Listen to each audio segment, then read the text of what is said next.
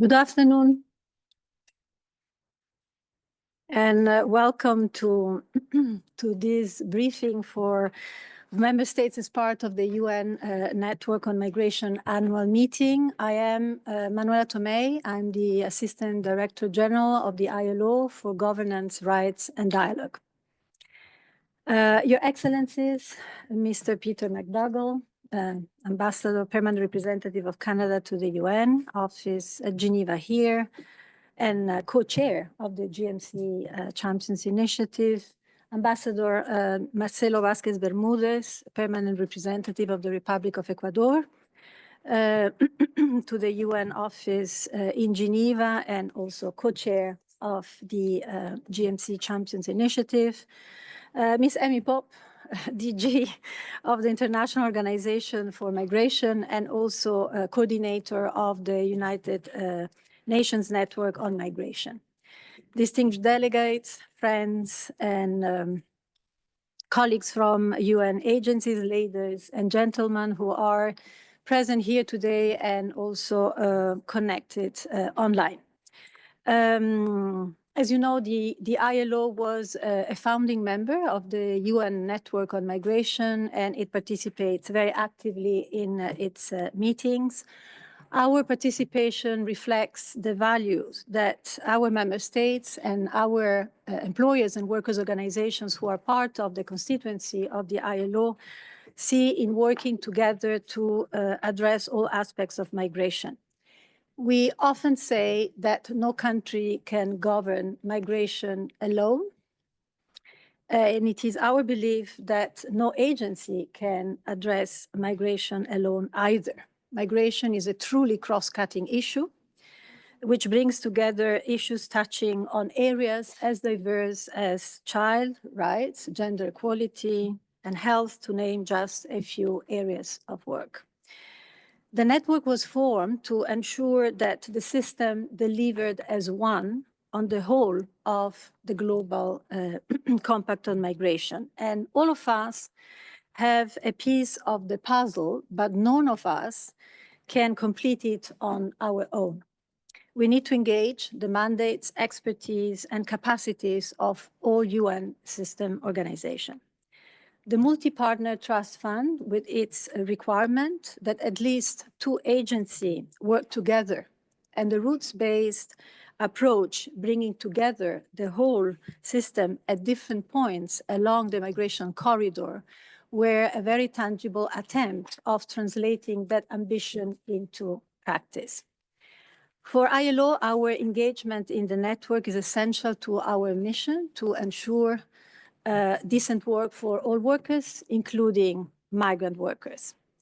Indeed, protecting the interests of workers outside of their countries of citizenship is enshrined in the ILO Constitution.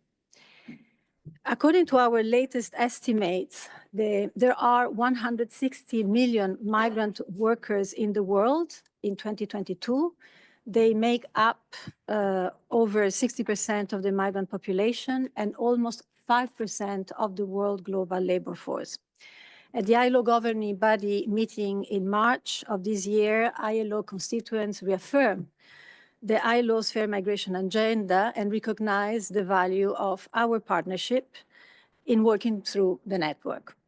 And just last month, the ILO held a conference on fair recruitment. The level of participation and enthusiasm, including from GMC champions, shows that there is still significant consensus around this issue. So our engagement with the network is not a matter of choice. It is required to us by our mission, by our constituents, and the reality of the world of work. Going forward, the ILO is committed to strengthening its engagement in the network to support the full implementation of the Global Compact. I congratulate the Network Secretariat and the agency for the work plan that is being presented here today, because it is clear, it is practical and realistic. As we look ahead to the International Migration Review Forum, you can count, of course, on the engagement of the ILO, and we are very happy to co-lead together with IOM the substantive preparations of the first roundtable of the forum. So we look forward to working together with you to ensure that the forum will be a success. And I wish you all a very rich discussion today. Thank you very much. So I leave actually the role of a chairperson to you. Thank you. Thank you so much, Assistant Director General, for those opening remarks. Without any further ado, it's my pleasure to hand the floor to Ms. Amy Pope, the Director General of IOM and the coordinator of the network. Please. Well, it's so good to see all of you today. Excellencies, ladies and gentlemen, friends and colleagues. We're at an important moment in time. It's no exaggeration to say migration is on the top of every member state's agenda. It's no exaggeration to say that finding a way forward that is inclusive and right-centered, that is good for the migrant herself or the country she comes from and the country she goes to, is becoming more and more elusive. And it's no exaggeration to say that the world is looking at us to see if we can figure out how, between all the agencies and civil society partners and member states, we can work together to achieve something that is greater than each of us can bring on our own. Now, we're going to spend a little bit of time talking about some of the tools that we have today, including the Multi-Partner Trust Fund. But really, this is an opportunity for us to collectively assess how we're doing, and in the face of what feels like quite daunting odds, recommit ourselves to doing something bigger than what we do now. The next International Migration Review Forum is scheduled for about 11 months from now, and we're in touch with the incoming president of the General Assembly, Mrs. Bauerbach, who's been a good friend, partner, and advocate on the issue of migration and migration governance for many years. And so we look forward to working with her in her new capacity. But I've been asked the question, do we actually expect to have an IMRF? Do we actually expect the Global Compact for safe, orderly, and regular migration to survive the next couple of years? And do we actually expect the network to continue to add value? And Excellencies, ladies and gentlemen, friends and partners, it's more than it's not an expectation of mine. This is something that is urgent. This is something that we must do. Because right now, as you probably know, UN principals and the Secretary General are involved in this experiment that we're calling UN80.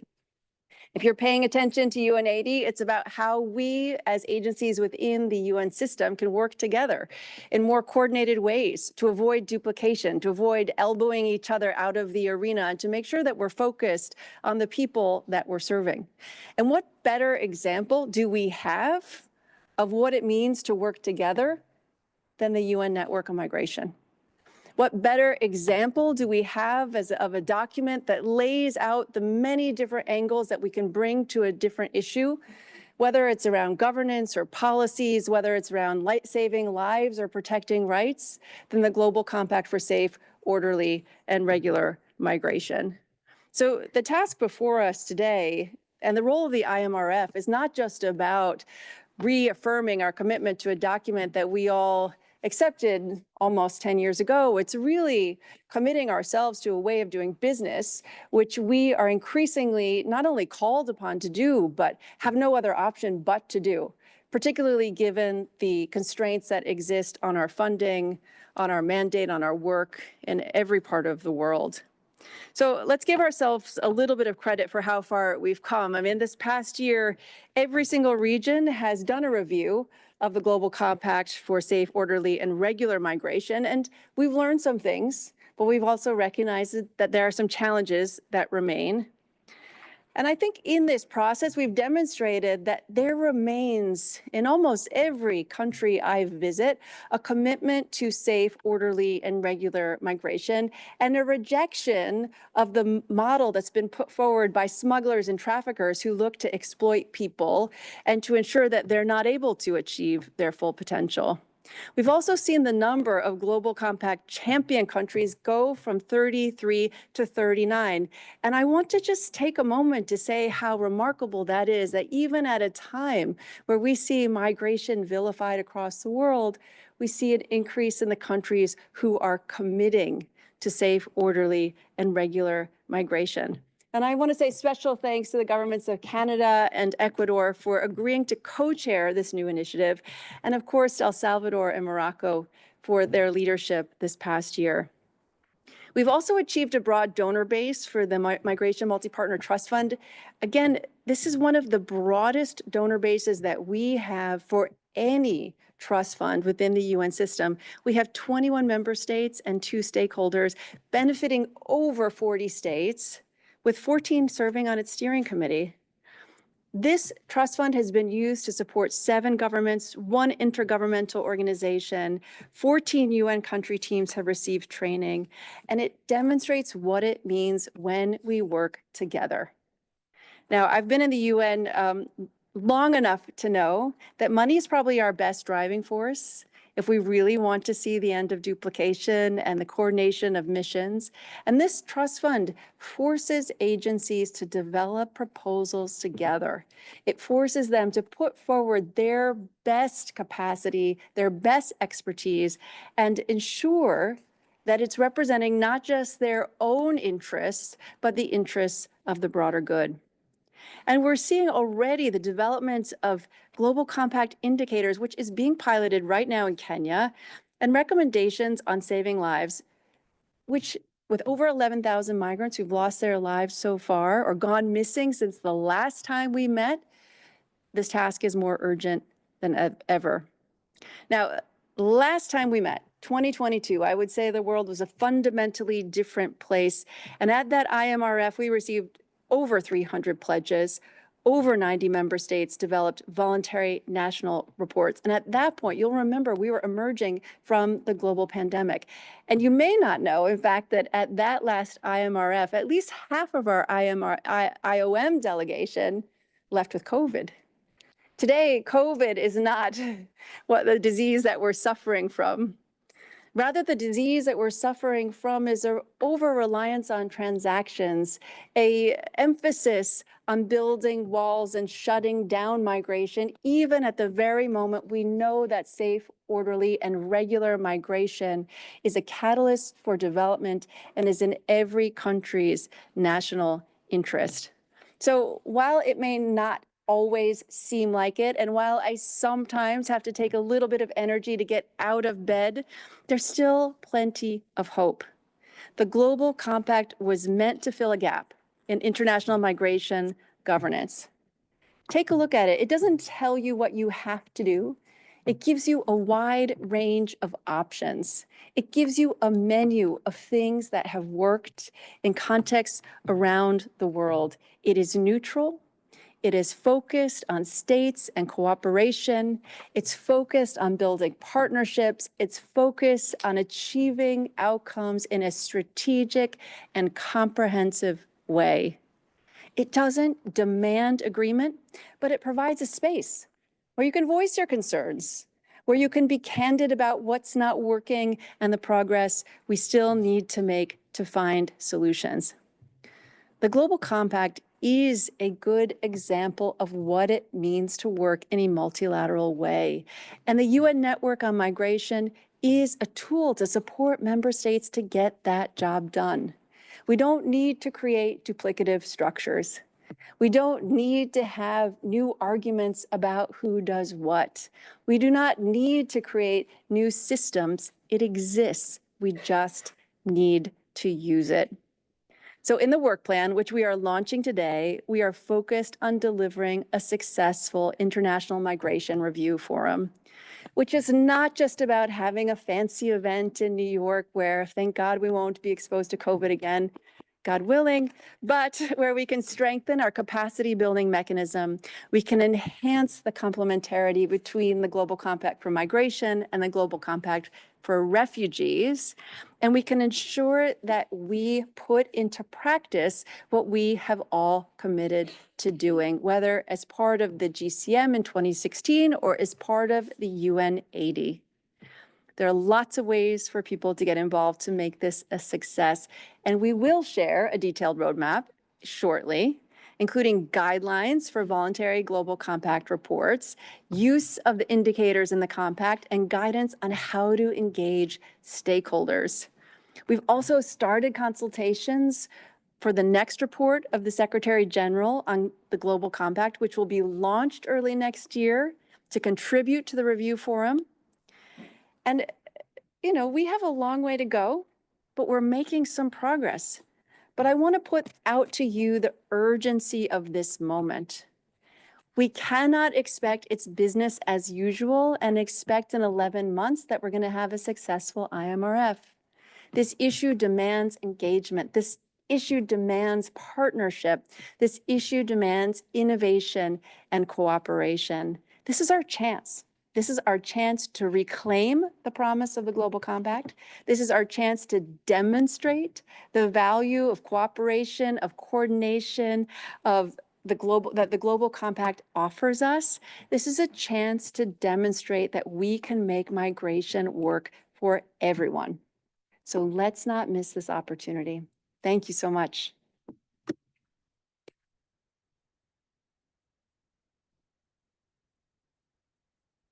Thank you very much, Director General. It's a real pleasure to have also on this podium today, as already announced, the two current co-chairs of the Champions Initiative.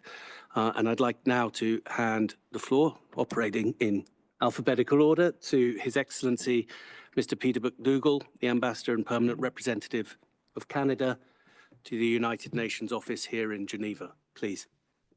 Thank you very much, Jonathan, and thank you to ILO for hosting us in this lovely space, and thank you, DG Pope, for those opening remarks and very thoughtful reflections. Colleagues, excellencies, partners, it's an honor for Canada to deliver this statement on behalf of the GCM's 39 champion countries, an initiative, as mentioned, co-chaired this year by Canada and Ecuador. And I also want to acknowledge the work of Morocco and El Salvador last year. So let me begin by commending the UN Network on Migration for this very ambitious and forward-looking plan.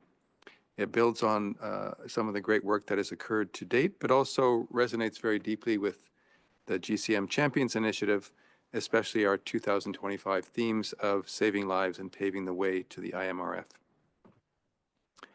The Champions Initiative strongly supports the network's continued focus on Workstream 2, which addresses the urgent need to save lives and respond to missing migrants. The planned collaboration with ICRC, IFRC, IOM, and UNHCR to implement the SG's recommendations on humanitarian assistance and missing migrants is very much a critical step forward that aligns directly with the shared commitment of all of us to protect human rights of all migrants and uphold their dignity and safety, especially those in the most vulnerable situations. We also welcome the network's emphasis on strengthening national and regional preparations for the 2026 IMRF, including through the demand-driven facility. The DDF's role in supporting whole-of-government and whole-of-society consultations, as well as capacity building for national reporting, is essential to ensuring that we have inclusive and evidence-based participation in the upcoming IMRF. As champions, we are committed to contributing to these efforts and sharing our experiences and best practices. The network's support for Roundtable 4, which includes Objectives 1 and 17 on improving migration data and promoting balanced, evidence-based public discourse, is another area of strong convergence. The Champions Initiative is actively working to counter xenophobia and misinformation by fostering inclusive narratives that reflect the realities and the very real contributions of migrants. And we look forward to working with the network on the development of key messages and indicators that will inform the IMRF and shape global migration governance. We're also encouraged by the network's plans to enhance complementarity between the GCM and the Global Compact on Refugees to apply a route-based approach to programming. These strategies reflect the 360-degree vision of the GCM and the interconnected nature of human mobility. They also offer practical pathways for joint action and shared responsibility, principles at the heart of the Champions Initiative. Finally, we applaud the network's efforts to expand engagement with the GCM Champions Group and reaffirm our commitment to deepening this collaboration. With 39 member states now part of the initiative, we're a growing and diverse coalition united by a common goal to make migration safe, orderly, and regular for all. As we prepare for the IMRF, we urge all member states to engage in open dialogue and build meaningful partnerships to ensure that this forum remains a strong and inclusive platform for global migration governance. The second high-level forum offers a critical opportunity to assess progress on the GCM, promote evidence-based narratives that highlight migrants' contributions, and counter misinformation. We also encourage enhanced cross-regional cooperation and the mobilization of predictable resources, including to the multi-partner trust fund of the GCM to support these efforts and deliver tangible results. In closing, we reiterate our full support for the 25-26 work plan. Together, let us continue to advance the Global Compact, uphold the rights and dignity of migrants, and build a future where migration is a choice, not a necessity. Thank you.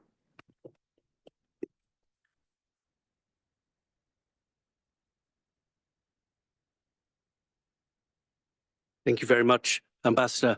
I'll now give the floor, please, to His Excellency, Mr. Marcelo Vázquez Bermúdez, the Ambassador and Permanent Representative of the Republic of Ecuador to the United Nations here in Geneva. Please. Thank you very much. Thank you to the IMO and ILO. Excellencies, distinguished delegates, colleagues, it is a privilege to speak today on behalf of Ecuador as co-chair and member of the Champion Countries Initiative for the implementation of the Global Compact for safe, orderly, and regular migration. We stand at a critical moment in global migration governance.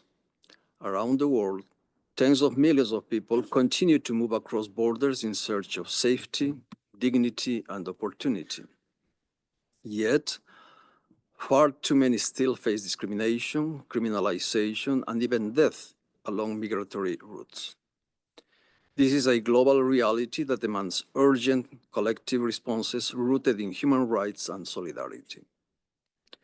The Secretary General's recommendation on saving lives, presented in his latest report on the Global Compact for Migration, GCM, remind us of our shared responsibility to protect those most at risk.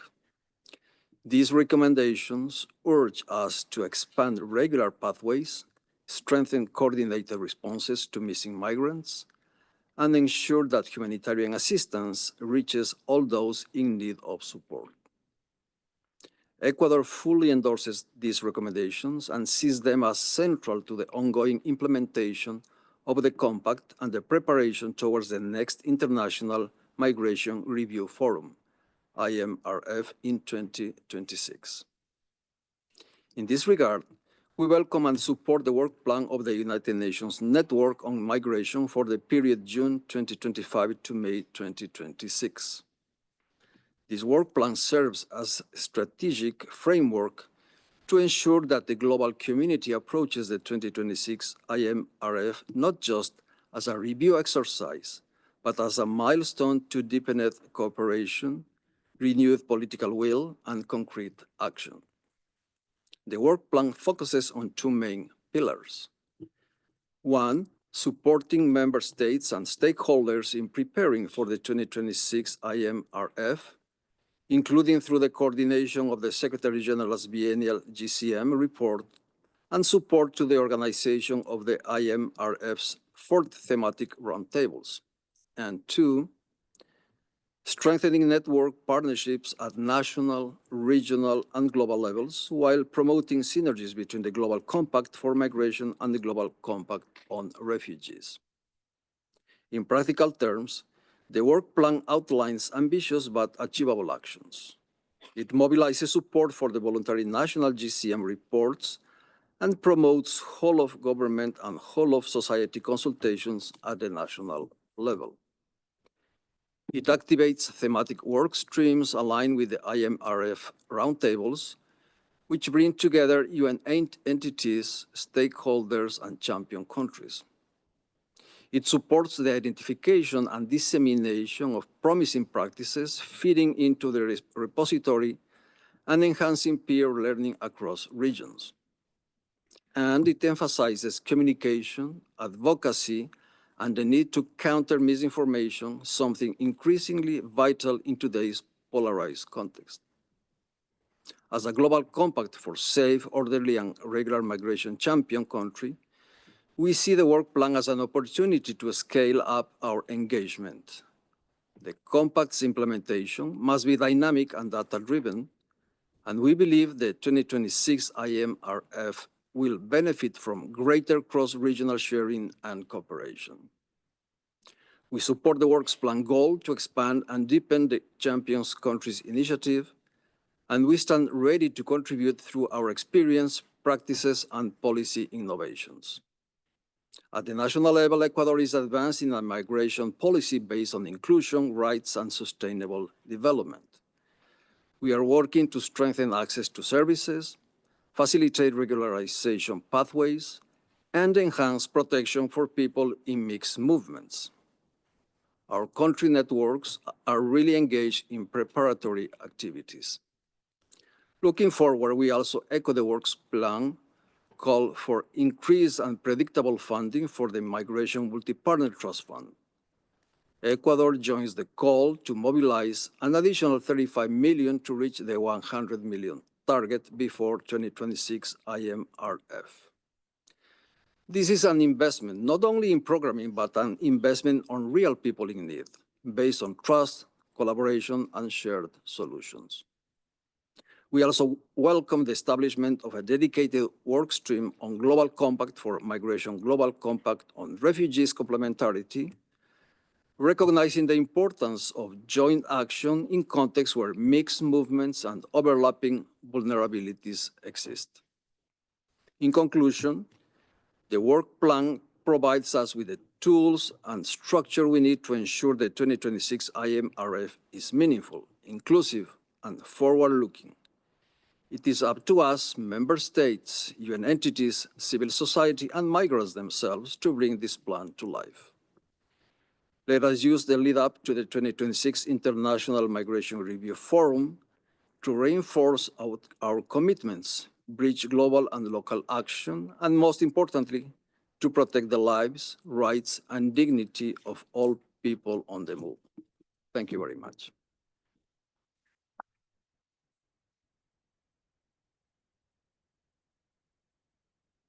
Thank you very much indeed, ambassadors, and to all the opening speakers. This is now the moment in which I will open the floor up for interventions. We also, just for those in the room, I think we have some 140 people on the line listening in, and a huge welcome to them as well, whatever time zone you may be. I see Morocco and then Mexico and then Iraq. And if any member state wishes to become the 40th champion, please do put your flag up. But we'll start with the Ambassador of Morocco, please, sir.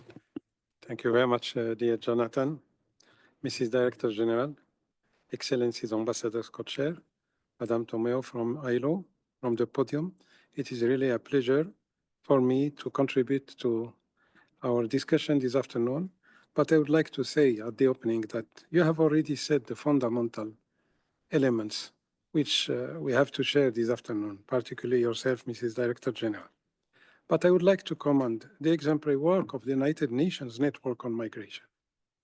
The Global Compact for Safe, Orderly, and Regular Migration, adopted in Marrakesh in 2018, remains, to this day, the only multilateral agreement covering all dimensions of human mobility. How can then ourselves distance from such an important document? We need to keep it, to develop it, but particularly to make it a reality on the ground. The Kingdom of Morocco is proud to have co-chaired alongside the Republic of Salvador the flagship initiative underpinning this dynamic. And we are, of course, supporting fully our two current co-chairs in their endeavors. We are equally proud to be the first African and Arab contributor to the Migration Multi-Partner Trust Fund. This is not a coincidence. It reflects our conviction that the implementation of the Compact must be supported by predictable and solidarity-based funding. Today, we stand at a turning point. As we look ahead to the 2026 International Migration Review Forum, you developed on very clearly this afternoon, Mrs. DG, the network is calling to raise the fund's capitalization to $100 million. 35 million are still needed. Morocco will do its part, and we call on our partners to join this collective effort. By doing so, we can scale up good practices, build national capacities, and support country teams that help governments implement the compact on the ground. You referred again, Mrs. Director General, to the drama we are facing. Consistently, every week, we heard about that. I mean, on all the global newspapers, and we are speaking about dozens of thousands of lives left, unfortunately, lost every year. So we have to express this solidarity. At a time when it is vital to safeguard the unique mandate of OIM, we must also reaffirm the role of the network as, firstly, the only interagency platform helping states achieve the 23 objectives of the Compact, step by step. Secondly, the key actor in consolidating more than 50 good practices. And thirdly, the essential link ensuring coherence between the Global Compact on Migration and the Global Compact on Refugees. Madam Director General, Your Excellencies, my dear friends, preserving the network is about preserving the spirit of Marrakesh, a spirit rooted in shared responsibility and, again, solidarity. Morocco remains a committed and reliable partner, ready to support any initiative, technically and financially, that strengthens this key pillar of global migration governance. Finally, our engagement reflects the holistic vision of the Compact, which sees human mobility as a driver of shared development and social cohesion. You said it, dear Mrs. Pope, this afternoon. It's a catalyst for development. This is the spirit in which Morocco will continue to support the network to promote a public discourse that is fact-based and free of discrimination, open up more regular pathways, and address the adverse effect of climate change. There are a lot to say more than that, but I will limit myself, of course, and other aspects will be, I am pretty sure, developed by dear colleagues and excellencies. But let me, before closing, reaffirm Morocco's commitment to remain a constructive, supportive, and engaged partner with you. I thank you.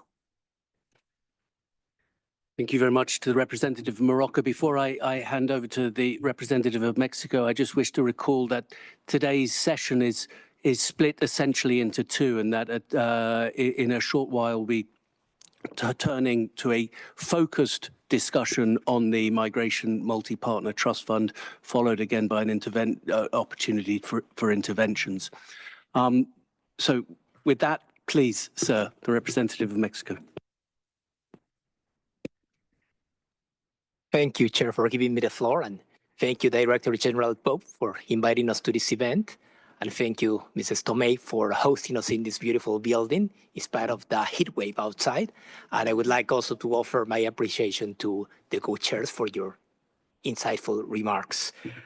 We welcome the network's comprehensive roadmap as we look ahead to the second International Migration Review Forum in 2026.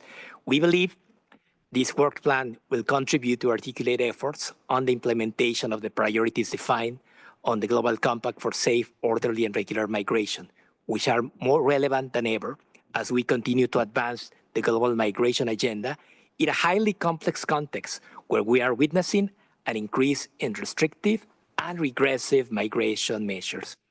That's why we support the two main priorities outlined in the work plan. Providing support to member states will help ensure we are all well prepared to make the most of the IMRF, and strengthening partnerships at all levels and across both compacts is both timely and essential. As an active GCM champion and a country of origin, transit, destination, and return, Mexico remains deeply committed to the Compact's principles, including the imperative to save lives, respect human rights, and promote regular migration pathways. We appreciate the emphasis on a route-based approach, which was mentioned, which is essential for effectively protecting migrants and supporting states in strengthening their institutional and policy frameworks to assist people on the move and prevent and address human rights violations and abuses. As we move forward, we urge continued investment in fostering inclusive narratives that counter misinformation, discrimination, and xenophobia, promoting evidence-based public discourse, as outlined in Objective 17, will be key to shaping global migration governance, rooting solidarity, and shared responsibility. I'm aware that we will discuss this on a later point, but we would like to recognize the valuable role played by the Multi-Partner Trust Fund for Migration. Our close collaboration with the fund has enabled us to implement joint programming that promotes whole-of-government approaches and enhances migrant protection in practical and tangible ways. Finally, in the current financial context, we are trying to help as much as we can the UN in 80 initiative. We attach great importance to maximizing efficiencies and reinforcing synergies, as was pointed out by Mrs. Pope. We need IOM and partner agencies to continue delivering services based on the respective expertise, while also enhancing coordination to ensure optimal allocation of resources and the effective channeling of human and financial inputs into impactful activities. And something that I have to mention, Mexico being as a champion of a feminist foreign policy, we would be expecting, obviously, to see a gender approach, intersectional, in all levels of the initiative. So we look forward to engaging constructively in the lead up to the 2026 IMRF and to working with all partners to ensure that migration remains a matter of human dignity and shared opportunity. Thank you very much. Thank you very much. I'll now give the floor to the representative of Iraq, followed online by the Netherlands. Please. Director General of IOM, Excellencies, at the outset, I'd like to thank you so much for your comprehensive and informative intervention.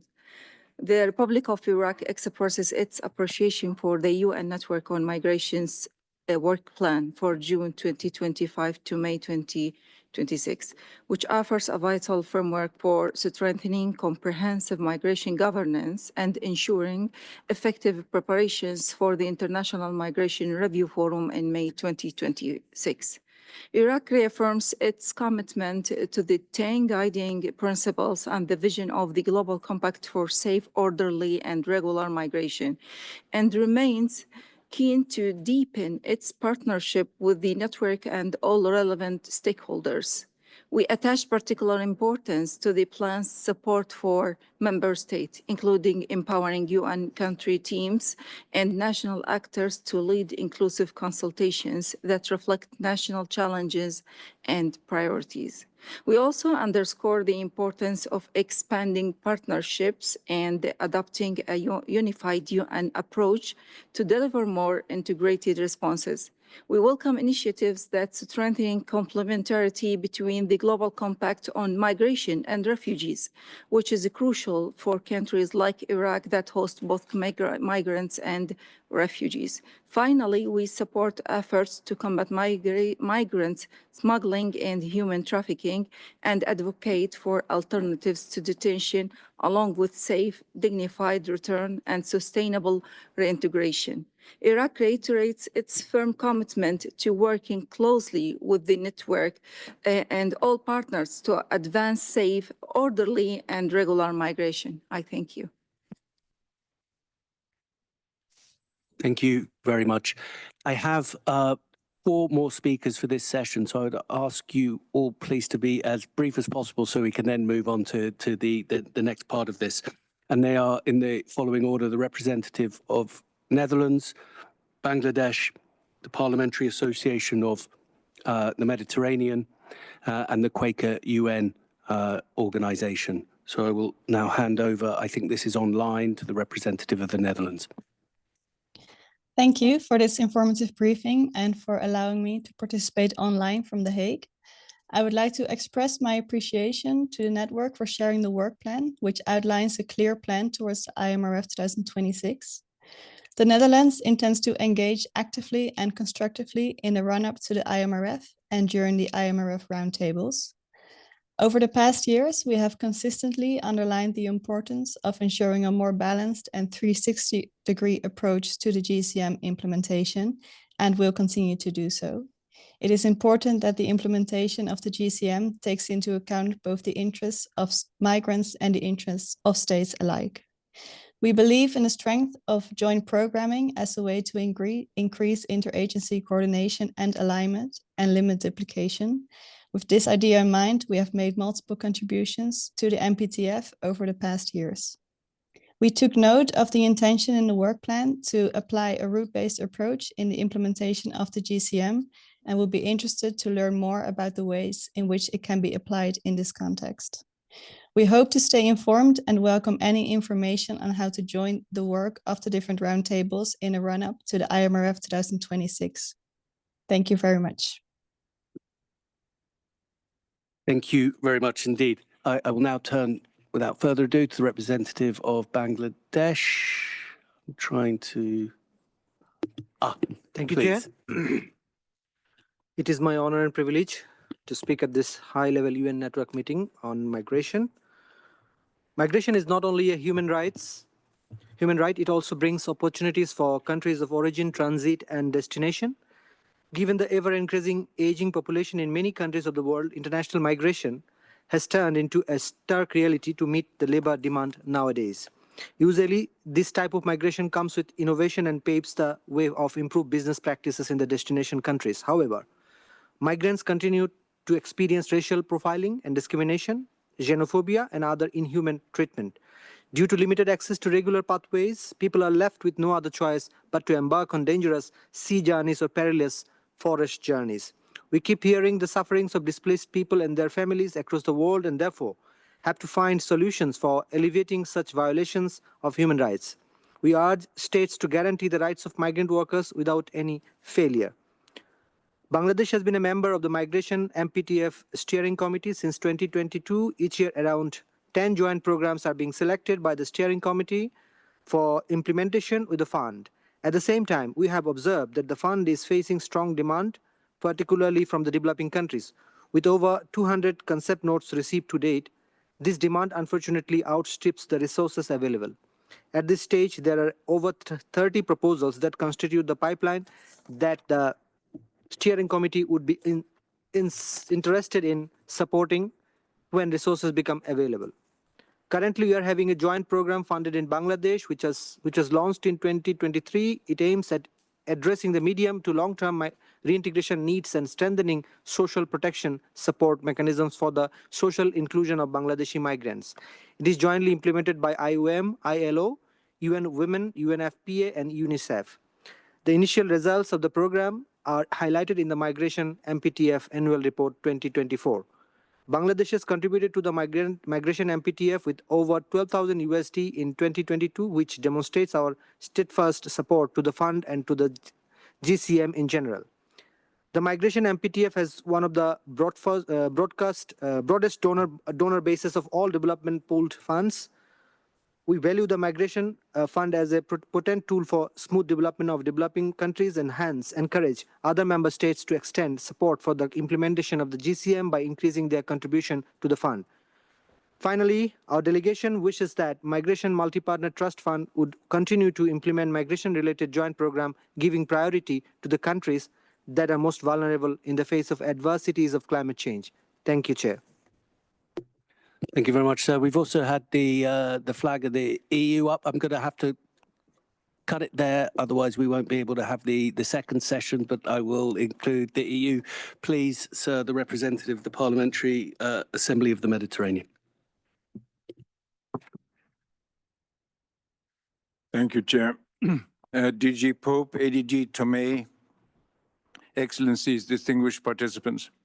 On behalf of the Parliamentary Assembly of the Mediterranean, it is a pleasure to join this important gathering, especially as the Parliamentary Assembly of the Mediterranean has regularly participated and contributed to the preparatory sessions of the Global Compact for Safe, Orderly and Regular Migration, including the Intergovernmental Conference to adopt the Global Compact held in Marrakesh in 2018, this reflecting the parliamentary dimension of the discussions and principles that were introduced. The Euro-Mediterranean and Gulf regions are confronted by a multitude of serious challenges, ranging from armed conflict and natural disasters to environmental degradation and blatant violations of human rights. Often leading to mass migratory movements, the solutions aimed at addressing these challenges must bear in mind the security, the rights, and the dignity of all concerned. In this regard, the Global Compact for Safe, Orderly and Regular Migrations provides us with a highly useful and comprehensive set of tools that need to be promoted and implemented to make sure that migration and migratory flows occur in a safe and regulated fashion. On this matter, discussions held earlier have shown that the protection of the rights of migrant workers constitutes a key matter that warrants collective legislative international attention. Without proper documentation, migrant workers are far more vulnerable to discrimination, abuse, and exploitation. It is therefore our responsibility to ensure that the fundamental rights of irregular migrant workers are duly respected. Moreover, the Assembly supports the proposal raised by different organizations during previous conferences about the appointment of a gender and a children's rapporteur. Women are often more vulnerable to violence and discrimination during migratory flows. The Parliamentary Assembly's Women Parliamentary Forum places this matter among its top priorities. Furthermore, the new work plan for this meeting and the results awaited are mainly centered around return policies. As many stakeholders have said during the preparatory reunions of this meeting, return policies are a powerful yet potentially dangerous tool. Return policies can indeed be discussed, but not at the cost of human dignity. Moreover, many have raised the matter of the smuggling of migrants. With its communication campaign against trafficking in persons and smuggling of migrants, the Parliamentary Assembly is committed to fighting this phenomenon through coordinated international efforts. In conclusion, the Parliamentary Assembly stands ready to cooperate with national, regional, and international stakeholders to address the root causes of pressing migratory challenges. Thank you for your attention. Thank you very much, sir. The representative of the Quaker UN organization, please. Thank you, Jonathan, and thank you to the DG, to the Assistant Director General, and to the co-chairs of the Champions Initiative. I wanted to start by echoing what you said, DG Pope, about being aware of the importance of meeting this moment, and in that to emphasise the value of working together with those in this room and beyond it for an ambitious, effective, inclusive and participatory IMRF process and outcome. On effectiveness, I think this needs to be measured in terms of cooperation amongst states, national improvement in implementation, so delivering for migrants and communities, and demonstration of coordination within the UN system. On inclusiveness and participatoriness, I think this is about the breadth of state engagement, recognising how much there is that is agreed, as well as where there continue to be differences in positions and interests, as has just been referred to. It's important that those committed to the GCM can see themselves in it, but also that they can see something that, as the DG said, is bigger than themselves by coming together. And inclusive and participatoriness needs to be measured on the breadth of civil society and in particular migrant participation. I think all of these things are served by understanding the IMRF not just as a single event in New York, but as an ongoing process between now and then. And today I'd like to emphasize the importance of national level activity as part of that. To be effective, flagship events like the IMRF need to be fed by national practice and leveraged for national implementation. This involves the voluntary national reviews, which are ideally not checkbox exercises, but an opportunity to build, drive and strengthen national implementation activity, for example, by clarifying priorities, reinforcing communication across government, and strengthening or building relationships and processes for civil society and migrant participation. We'd like to suggest a simple early pledge that you all pledge to hold consultative voluntary national review processes, not just for the value of the IMRF, but for the value of what they can deliver beyond the IMRF. There are many things we could say, and I know that time is limited, so I'd like to remind everybody that there is analysis of the lessons learned from the first IMRF and recommendations contained in a report published by the Friedrich Ebert Stiftung called Towards More Ambitious Goals, which was launched at last year's Network annual meeting.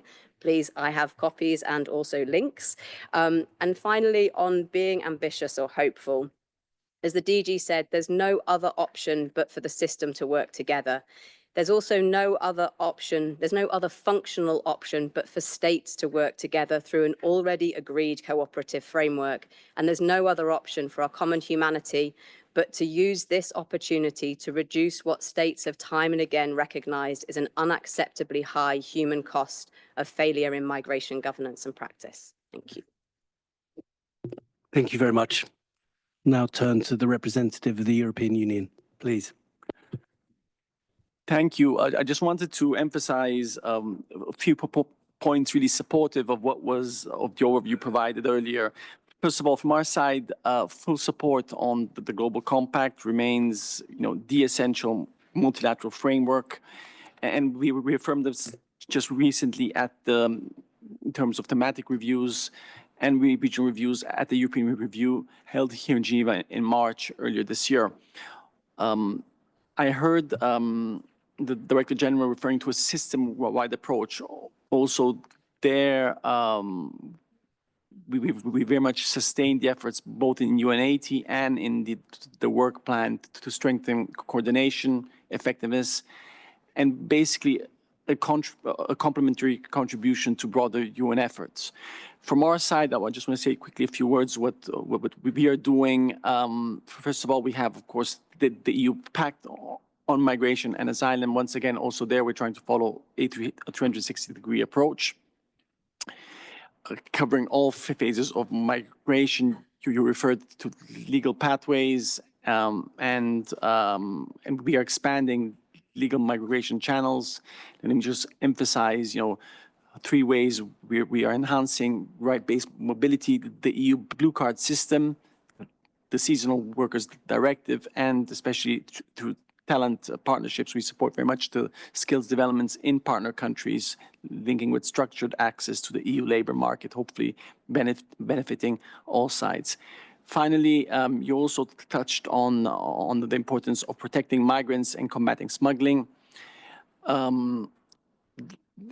And here we have launched a global alliance to counter migrants smuggling, coupled with strengthened legislation, enhanced capacity building, and cooperation with international partners.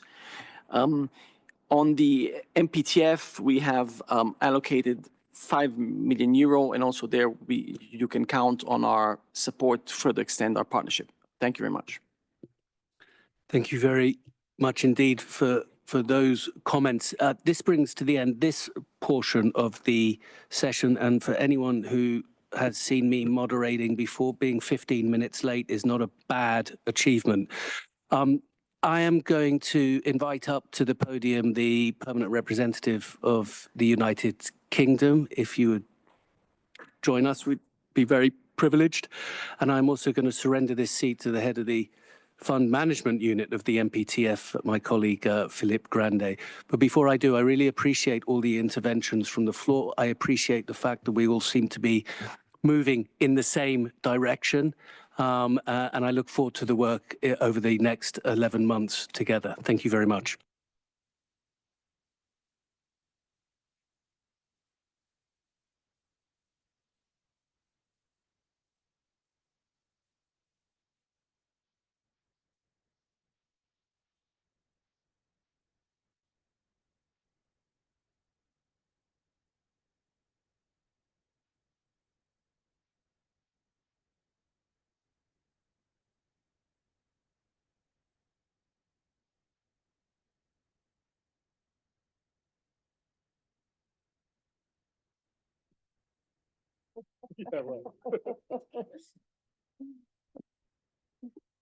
Thank you very much, and thank you for managing to be only 15 minutes behind schedule to leave some time for discussing more specifically the migration in PTF.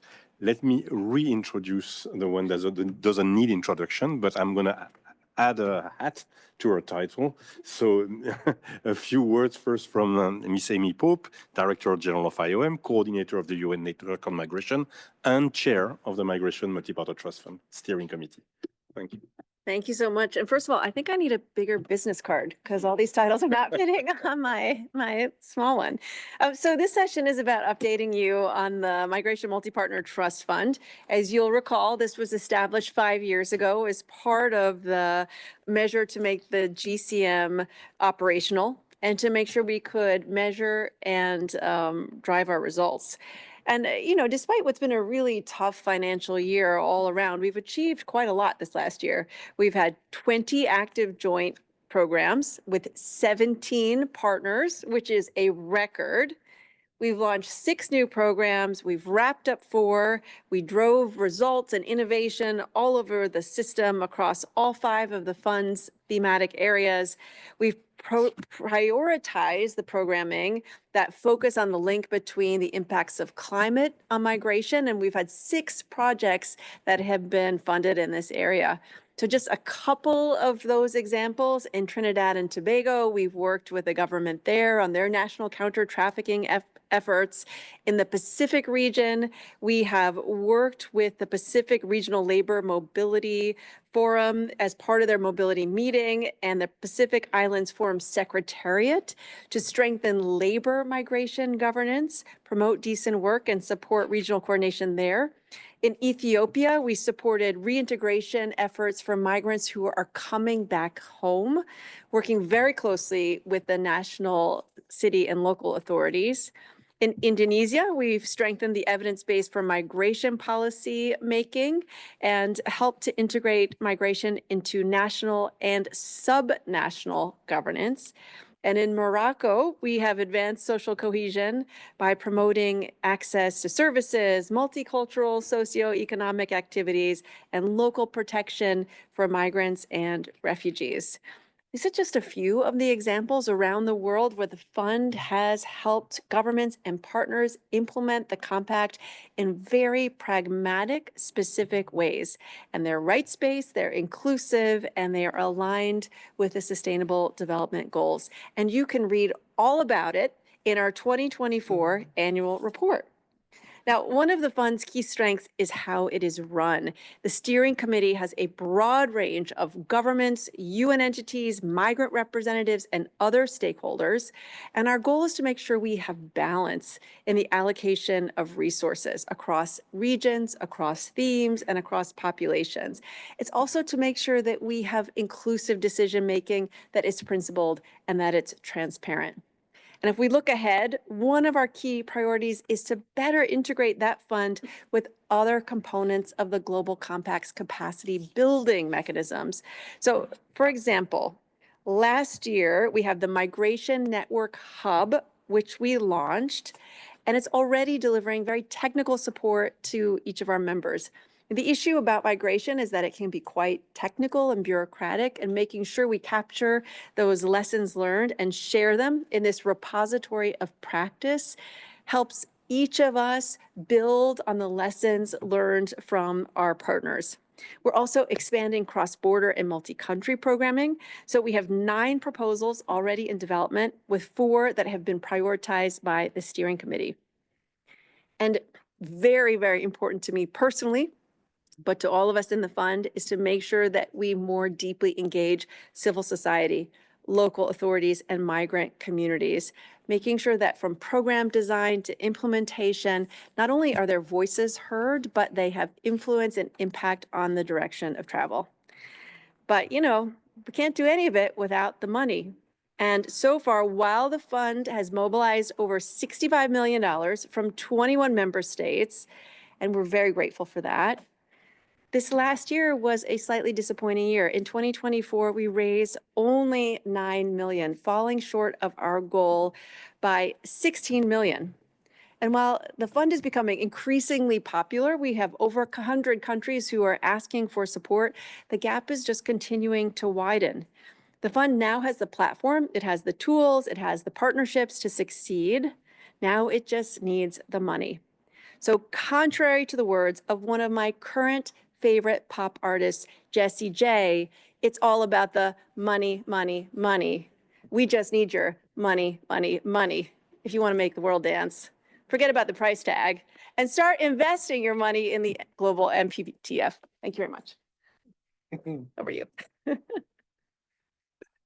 Thank you very much. That wasn't in my I talking will, point, I to will be use clear. that. That was the part of the talking point. That's a very good way to put it. Now, may I give the floor? We have two distinguished panelists, and may I start giving the floor to His Excellency You want Ambassador to Simon dance, Manley, don't you, Simon? You're asking. the permanent representative of the United Kingdom. Thank you.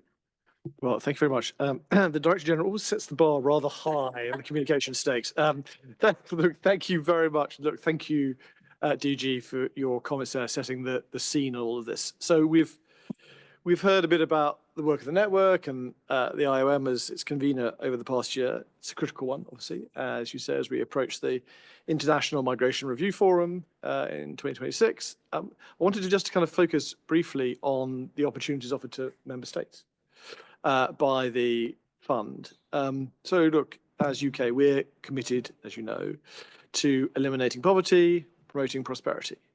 And for us, regular, well-managed migration has the potential to help us deliver both of those things, reducing poverty, increasing prosperity for all.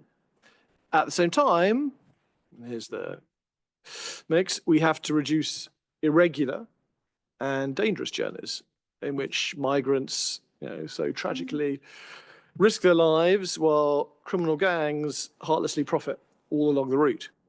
And back in 2018, states came together in an attempt to make migration safer and more orderly through the Global Compact for Migration. And that was a remarkable achievement. An achievement I think appears all the more remarkable in today's sort of geopolitical atmosphere. Because, let's face it, migration, whether here in Geneva or in our capitals, has always been an intensely political and often quite difficult issue. So that makes multilateral cooperation all the more vital, all the more precious. And I think we are genuinely lucky, given where we are today, that we have the Global Compact as our basis or starting point for continuing, we would hope, to come together as states around what remains one of the defining challenges of our time. So in support of that process of implementing the GCM, we have the Trust Fund, if I may say, very expertly administered and coordinated by the IOM team. So thank you very much, DG, to you and your team for that. And the proof of sweeping global statements of intent, such as the GCM, is always, as we would say, in the pudding, or in reality, in their implementation. And that's why we as UK were an early contributor to the Trust Fund. And since its inception, we have contributed around £8.5 million, second overall behind our German friends. We always tend to get there first. Competition. I know, exactly. It's a good thing, isn't it? So I'm delighted to say that the UK is going to be rejoining the steering committee of the Trust Fund, having previously been a member back from 2020 to 2022. And we see that committee as a key mechanism for ensuring that the fund continues to deliver on that collective ambition to implement the Global Compact with truly global ambition. And I think for us that the fund provides us as member states with a unique opportunity to take a genuinely comprehensive global approach to managing migration. And it's also a means to enable all of us to cooperate more closely with our international partners, other states. And so just last year, as you know, the UK and Kenya co-announced respective contributions to the Trust Fund at the African Regional Review of the GCM, all about the spirit of partnership.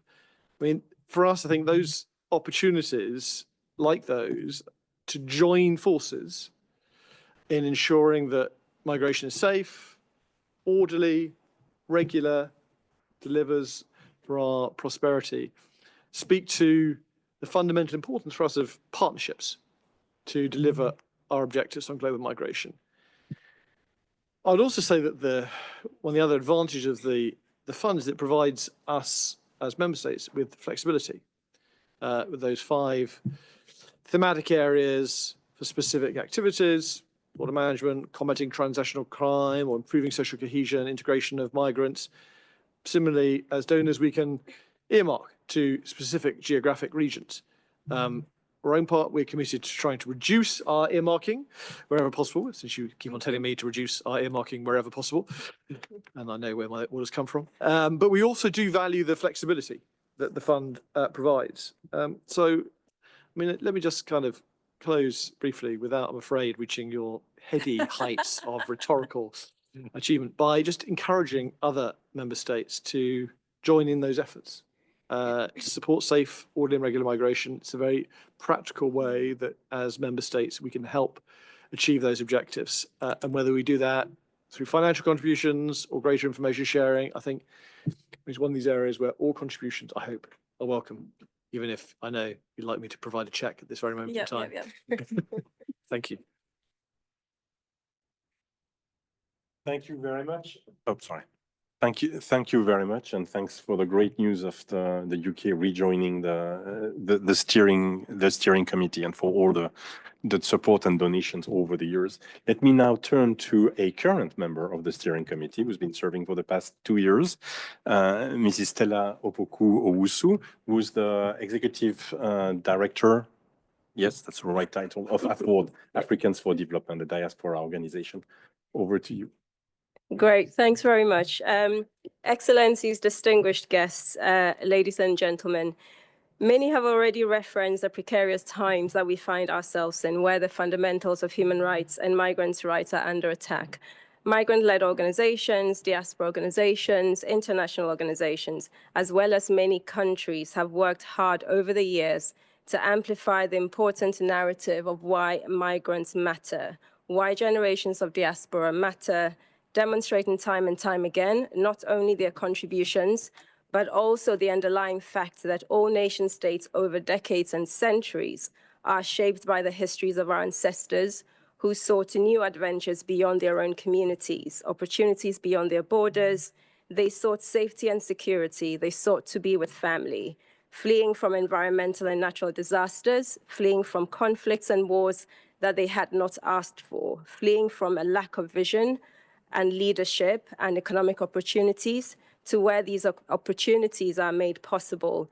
And in many, many cases, hoping also that one day they can return or contribute significantly to the lands they once called home, hoping that they can make home a better place for generations to come, and hoping that their new home would welcome them, offer empathy, understanding, support, and opportunities to contribute to their new communities too. Sadly, this is far from the truth of today, as we see an increase in nativist and protectionist policies in a bid to manage migration flows, an increase in anti-migrant sentiments, othering, and problematizing migrants. Of course, we can all agree that we must find ways to use resources much more cost-effectively and cost-efficiently, but we must ensure that in doing so, we do not attack the very foundations that the Global Compacts for Safe, Orderly, and Regular Migration were founded: international cooperation and multilateralism, a whole-of-society approach, and global solidarity. For refugees and migrants, civil society reminds us that they may lose many things when they move, but never their human rights and fundamental dignity.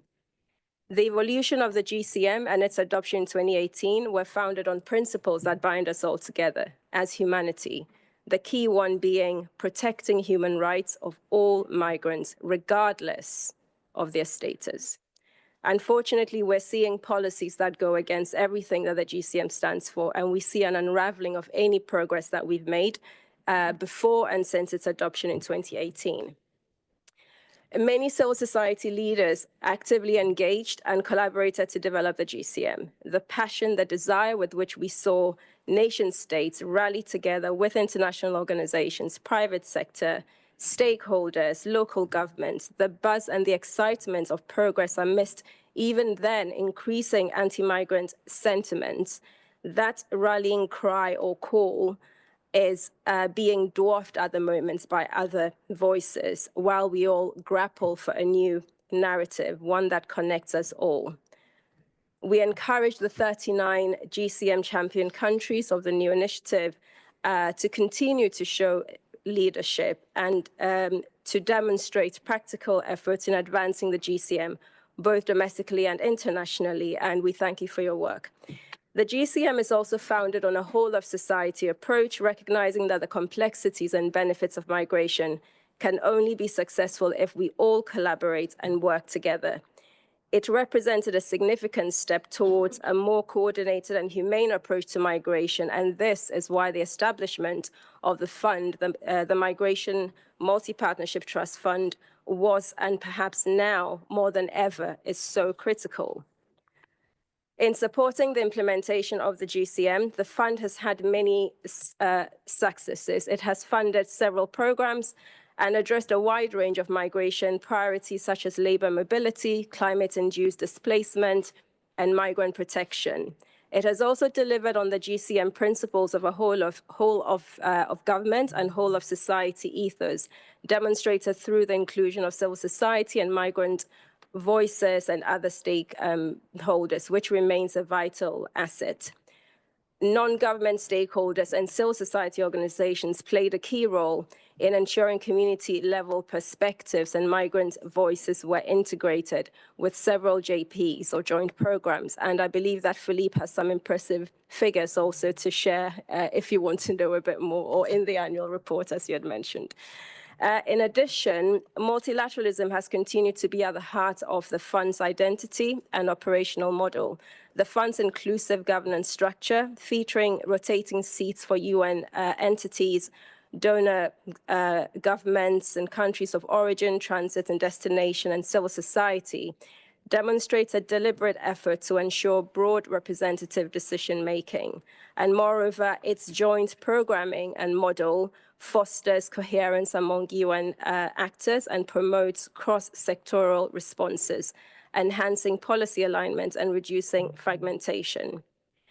These achievements, of course, have not been without their challenges, and the very fabric, as we've mentioned, of the GCM and the many programs and systems at international and local level that deliver against its 23 objectives are all under attack.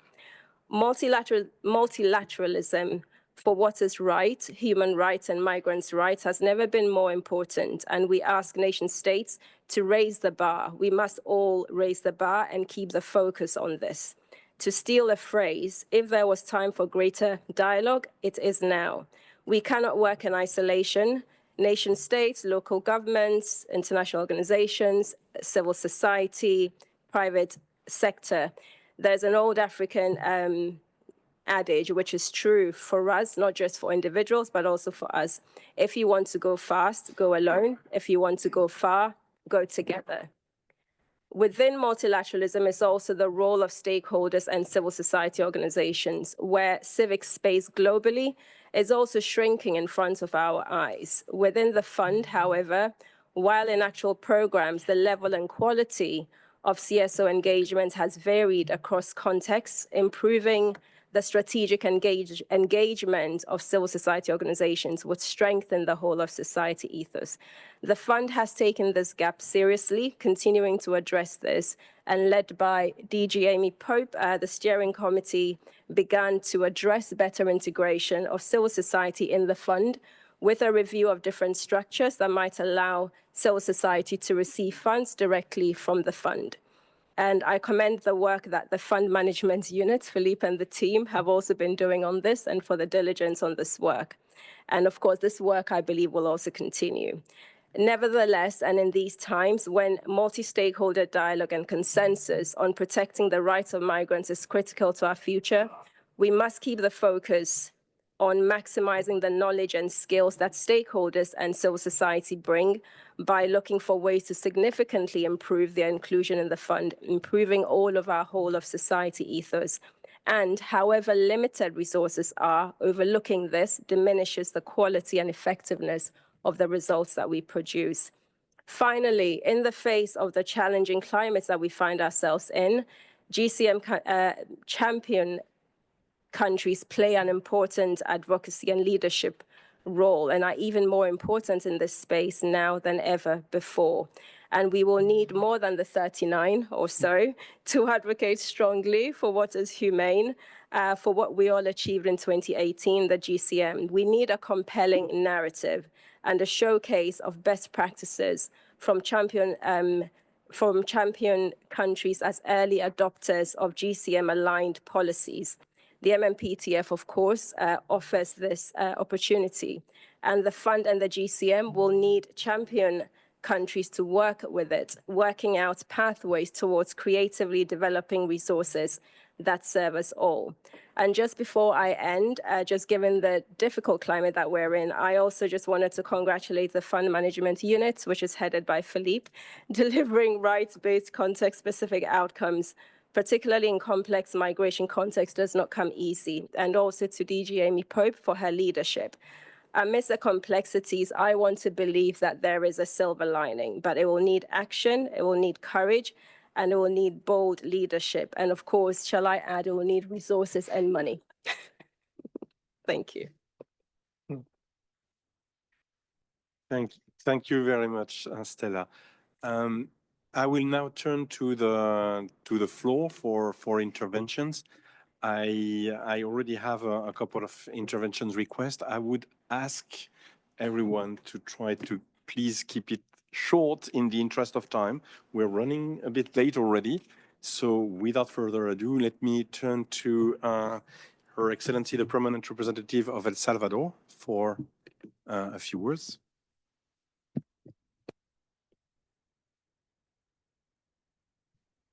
Thank you, Philippe. I'm sorry, I will try to be very brief, but I have to say thank you to Madame DG for her presentation, and of course, welcome His Excellency to the steering committee. Very happy to have the UK in this effort. Our country would like also to reaffirm its strong support to the MPTF, as we are deeply committed to a comprehensive approach to migration, one that is fully aligned with the principles of the GCM. We believe that effective migration governance goes beyond addressing urgent needs. It requires sustainable solutions where support is most needed. These efforts must be guided by an inclusive approach, one that ensures decisions reflects the diversity of experiences and needs within migration processes. For this reason, we recognize the MPTF Steering Committee as a model of shared and inclusive governance. The Steering Committee brings together representatives from three key groups: donors, countries, and UN entities. This balanced structure ensures that all voices are heard and that decisions are made by consensus. The Fund also upholds a strong commitment to transparency. All financial and programmatic documents, including the steering committee's decisions, are publicly available, allowing for open access to information and how resources are used. Transparency supports learning and continuous improvement. By sharing its strategies and results openly, the Fund encourages active participation. Donors and countries can see the real impact of their contributions, building trust and long-term commitment. The Fund places great importance on aligning with the GCM's guiding principles, and the Steering Committee has also prioritized geographic balance, as it was said, ensuring that the regions benefit from the Fund's support. That's why we would like to highlight that at the national level, El Salvador recently launched a joint program with the support of the Fund in partnership with the IOM, WFP, and UNFPA. This initiative is focused on strengthening institutional capacity for the protection and reintegration of migrants and their families, with the strong involvement of local authorities and a focus on human rights. Through this demand-driving facility, El Salvador has received support to establish a national coordination mechanism on human mobility and to develop our national action plan to implement the GCM. We are very proud to know that this plan is the first of its kind in the Western Hemisphere, reaffirming El Salvador's commitment to the principles of the GCM. And of course, as a champion country, we are very delighted to share these efforts. The National Coordination Mechanism has already advanced several initiatives that foster coordinated action among key stakeholders. It has notably enhanced interinstitutional collaboration, particularly in addressing environmental drivers of migration and preventing irregular movements. Finally, we would like to express our gratitude to the team of the Fund Management Unit, whose dedication and outstanding work has been instrumental to the success of the Fund. We reaffirm our full commitment to this collective effort, and we will continue supporting this effort to transform the challenges of migration into opportunities for shared prosperity. I thank you. Thank you very much. I will now turn to the Philippines in the room before going online for just a couple of interventions, given the time. Thank you, distinguished representative of the Philippines. I don't know. Yeah, please. Chair, Excellencies, colleagues, good afternoon. Thank you, DG Pope, for the presentation. The Philippines is pleased to join this important discussion as we move towards the 2026 IMRF. We do so amidst geopolitical uncertainty, economic fragility, and climate-related disruption, all of which profoundly affect people on the move. These converging crises underscore the urgency of strengthening migration governance as a matter of resilience, dignity, and shared responsibility. The Philippines, as a GCM champion country, remains fully committed to the GCM 360 approach to its implementation. We believe that whole of government, whole of society solutions, supported by international cooperation and anchored on human rights-based approaches to migration governance, remain our strongest path forward. In this vein, we welcome the work plan of 2025 to 2026. We reaffirm our strong support for the Migration Multi-Partner Trust Fund, which has helped translate GCM commitments into action. For us, the fund continues to demonstrate the value of coordinated rights-based migration programming. Let me be a little bit concrete. The Philippines witnessed the power of the fund to operationalize GCM commitments with programs grounded on the realities of communities and migrants themselves, when we were one of the first steering committee members of the fund from 2019 to 2021. Also, as host of the joint program, Bridging Recruitment to Reintegration in Migration Governance, or BRIDGE, implemented by IOM, ILO, and UN Women, which was successfully completed in 2023, we also saw how the fund supported, strengthened, and complemented the Philippines' efforts to promote fair and ethical recruitment and sustainable reintegration in a way that is evidence-based, gender-responsive, and nationally owned. This experience for us underscored how the fund can serve as a catalyst for more inclusive and coherent migration governance. We thank the MPTF team for this. In recognition of its impact, the Philippines continues to contribute modestly to the fund and encourages similarly situated states to do the same in its support, financially and politically. Yet, as we heard today, the demand clearly exceeds current resources, with over 200 concept notes submitted. There are, as was said, high-quality proposals in the pipeline, but these are awaiting funding. Achieving the $100 million target by 2026 will be critical to bridging this gap and sustaining momentum. Excellencies, the stakes are high. Let us renew our commitment to the GCM by investing in systems and partnerships that actually protect people, empower communities, and advance the common good. Thank you, Mr. Chair.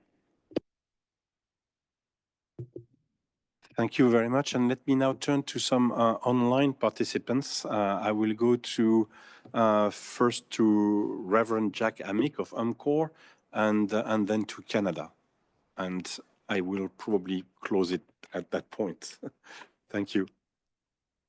Thank you very much for sharing the floor.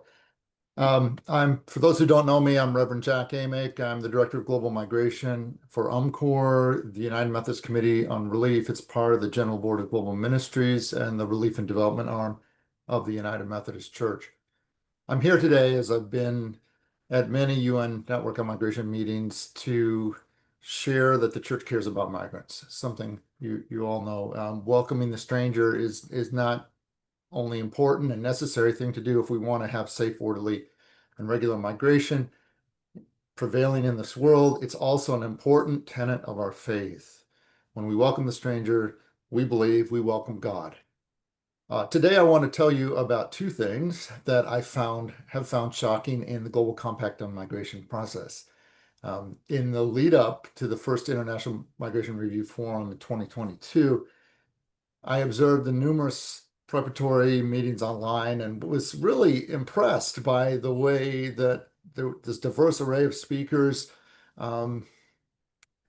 was welcomed, including grassroots organizations. They were allowed to speak and participate, and I was pleasantly shocked. And then it dawned on me that many of these people wouldn't be able to go to the IMRF when it was held in person in New York City. So I began a conversation with Monami Malik and others from the UN network to see what could be done about that. And since that time, UMCOR has made multiple donations to the trust fund, specifically for the travel costs of migrants who are attending various network events. UMCOR is committed to enhancing the protection, dignity, and voice of migrants. And to that end, and as I announced in the meeting in Addis last fall, UMCOR has pledged, in addition to these previous donations, to contribute $100,000 to increase stakeholder participation in the 2026 IMRF. But the second thing that shocked me over this process was that, at least at the time, UMCOR was the only organization contributing to the Multi-Partner Trust Fund in the manner that I described, to facilitate participation by stakeholders. At that time, no UN member state was contributing to the MMPTF in this category of support. And we now applaud the government of Canada for contributing to this fund, and we're glad they're on board with this work. You see, the GCM calls for the participation of migrants and migrant-led organizations and other stakeholders as essential to the review process. Conversation about how best to make migration safe, orderly, and regular is always enhanced and made more real by honest dialogue with migrants themselves. If we truly want to learn to make the world better, we need to open ourselves to conversation with people who have diverse and different perspectives and life experiences. And if we want to make migration policy and practice better for both migrants and governments, then governments and migrants need to talk a little bit more. Friends, I know that these are challenging times, and especially because migration work is difficult right now. I encourage you all to dig deep, and that means dig deep into your wallets, and find ways to increase participation, listening, and learning through the GCM review process. I hope you will join us in supporting migrant participation in the 2026 IMRF. Thank you for your attention to my words and for your commitment to this very, very important work. Thank you. Thank you very much. And let me then turn to the last speaker for the day. And with apologies, I would urge them to keep the intervention short. It's Canada, the representatives of Canada online from Capitol, I think. Thank you, Chair. Yes, I'll do my best to keep this short and brief. So thank you, DG Pope, for your presentation, and good afternoon, colleagues. I'm Stephen Chuckmore, speaking on behalf of Immigration, Refugees, and Citizenship Canada from our headquarters in Ottawa. Thank you for allowing the opportunity to participate in this forum virtually. To begin, I would like to thank the UN Network on Migration and the Multi-Partner Trust Fund for your work and efforts in supporting our shared objectives of promoting safe, regular, and orderly migration. This year, Canada was pleased to become a first-time donor to the MPTF through our financial contribution. As a steadfast supporter of the Global Compact for Migration and a GCM champion country and co-chair this year of the Champions Initiative alongside Ecuador, we recognize the importance of the fund and its concrete role in the implementation of GCM objectives. This is international cooperation in its most practical form. In fact, Canada has been exploring ways to become a donor for many years, and so we are proud that the opportunity came about this year. We appreciate the fund's efforts in helping Canada to learn more about the fund, including the clear impacts of its programs on the lives of migrants, their communities, and migration systems, and how the fund's priority programs are well aligned with Canada's interests in safe, regular, and orderly migration. Canada has had a very positive experience in becoming a first-time donor, and we look forward to continuing our support. I will also echo others in encouraging other member states and entities to consider supporting the fund and to continue to advance the implementation of the GCM in this tangible manner. We know that pooling our resources, we can amplify our collective impacts. Thank you. Thank you very much, and apologies to the ones who had wished to speak and cannot take the floor for the lack of time. May I turn to you one last time and today, Amy, and for the closing remarks. So I'll be very, very brief so we can get started on the work that has to happen between now and the IMRF. I would just want to reiterate, if you are one of the member states who advocates for less duplication, more coordination, more interagency, comprehensive approach to this issue, if you are one of the member states that is urging us on UN 80, then you have absolutely no excuse not to be contributing to the Migration Multi-Partner Trust Fund. This is what UN 80 looks like, really. So onward and upwards to the IMRF. We can't wait to get there and demonstrate all the fantastic work you all are doing. So thank you very much.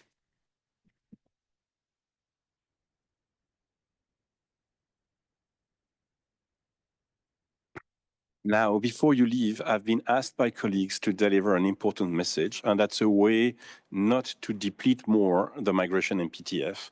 Is each badge you were given at the entrance is worth $5 that will be charged to us if it is not returned.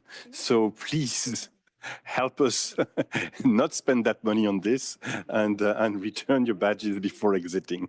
There's a box, I was told, at the entrance where these badges should be dropped. Thank you very much to all, and sorry for the slight overtime.